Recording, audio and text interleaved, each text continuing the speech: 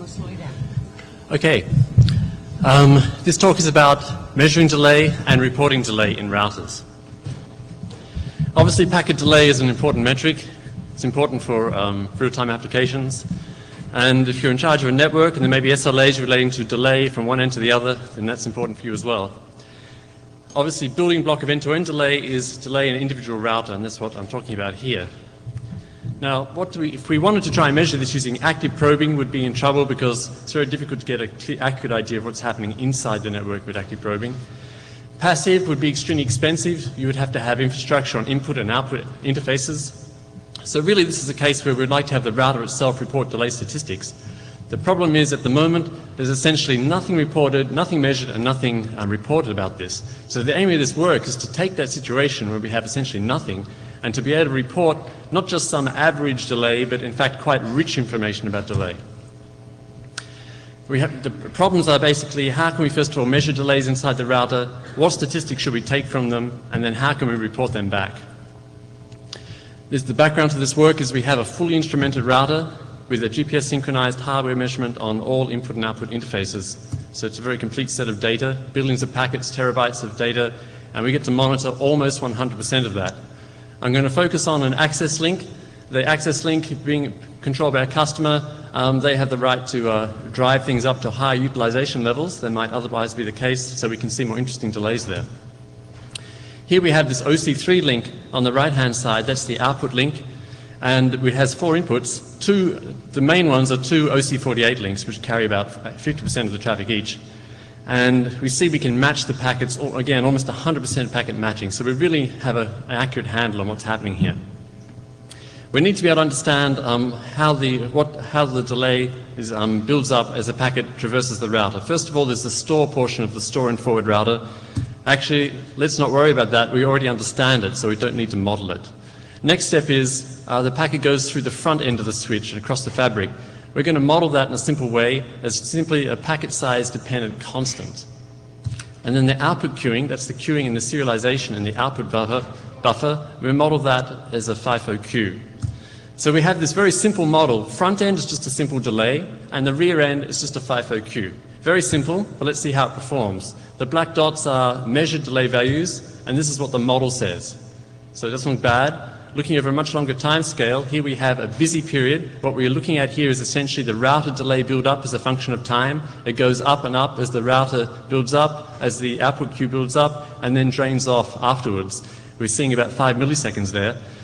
The measured and the model are overlaid there. We can see that they're virtually directly on top of each other, so the model's working very well. The difference is in red. It's in the microsecond range, apart from a few spikes.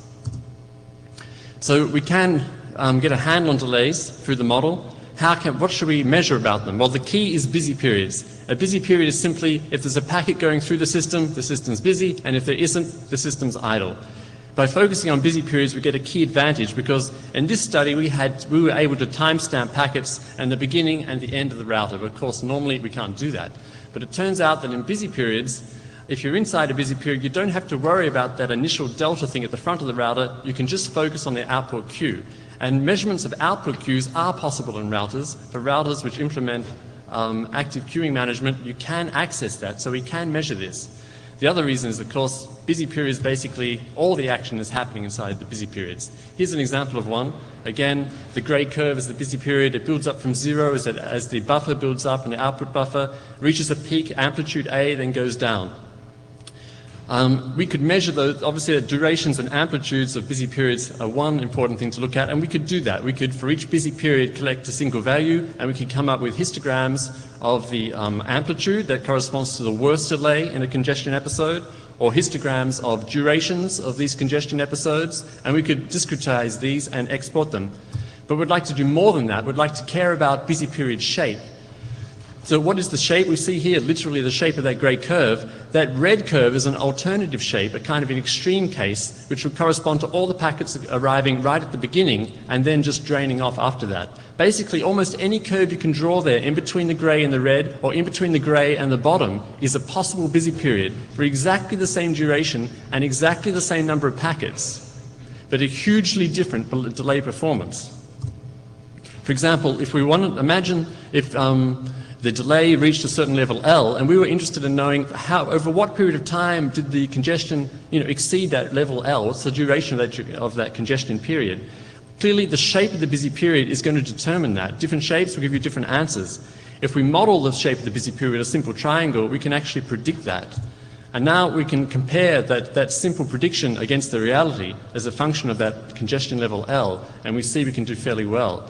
So we're getting two lessons from this. One, the shape of the busy period is really telling us important information about what's actually happening with delay, and B, we can really extract that information via a simple model. So how can we actually capture this shape? Well, a simple way we've just seen. We look at the amplitude and the duration of these busy periods jointly. Here we have a discretized 2D histogram.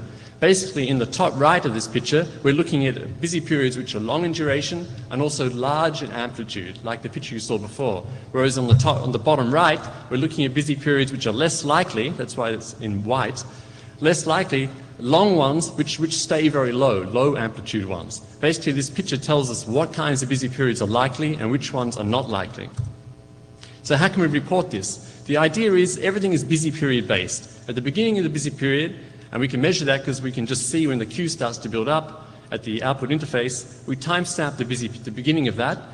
Inside the busy period, it's trivial to maintain the current maximum value that we've ever seen. At the end of the busy period, we timestamp that. We can then calculate the duration of the busy period. We've got the amplitude recorded, and we export those two values. In practice, for memory reasons, we'd have to export that into a histogram. We couldn't retain every single value. Now, at the end of some 5-minute window, we want to actually summarize all the information we've got and export it. How can we do that? First of all, let's look at the duration and amplitude individually. We create histograms based on equal population bins. By concentrating on equal population, we automatically focus on where the data is. We don't have to have some complicated algorithm to decide the bins or to preset them arbitrarily. We can actually define them in where they should be. Those two n bins in 2D becomes n squared 2D bins. We can then calculate the densities in those bins and export them. Here's that picture back again. This was, in fact, I cheated, gave you the discretized version in advance. These bins are the different colored rectangles. They're not squares because the bins have been selected in both axes according to be equal population bins, as I said. So what we've got here is basically a discretized version where the complexity to choose the bin sizes is low and natural. Automatically focus on where the delays actually are, because they could be very widely varying in practice, and we won't know in advance whether we're talking microseconds or half a second, so we can't fix them in advance.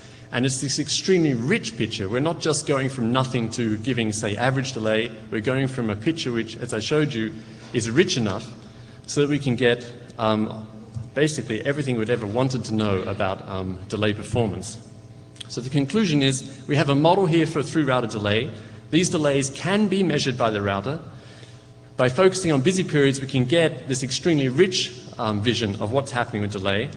It's computationally light, and the memory is feasible.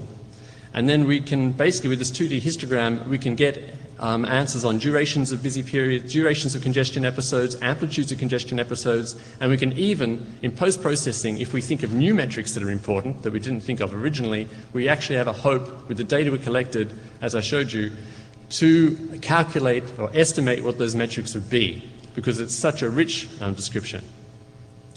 We have a publication accepted as Sigmetrics this year, available at that website, and related technical reports. Now, I've been told that we haven't got time for questions right now. Maybe. So perhaps I could take just one question maybe on that talk now before I go to my second talk. Come on, don't be shy.